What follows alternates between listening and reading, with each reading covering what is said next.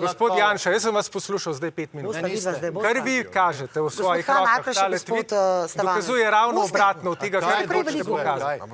To, da ste z Izraelom na liniji in da se z njimi pogovarjate, kako se vmešavate v slovenske volitve. Zakaj so ta tweet objavili danes? Točno zato. Zato, ker je šel gospod Golob včeraj v Bruselj in je razpil to zadevo po celem svetu. Zakaj se gospod Janša dogovarja? Zaradi tega, da bi prikril lastno korupcijo. Gospod Janša, vi ste najbolj skorumpiran politik v tej državi.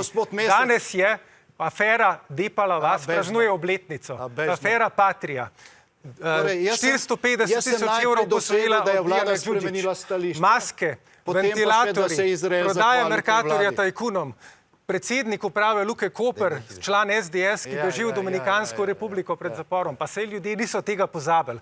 Ampak vi pa pozabljate v ponedeljek, gospod Janša, se ni spomnil, da bi se sestal s temi agenti, niti da obstaja podjetje. V sredo je priznal. Ampak še vedno imamo odgovor, gospod Mesec. Kje so bili vaši... Nimamo vsi, gospod Janša, tako kratkega spomina kot vi.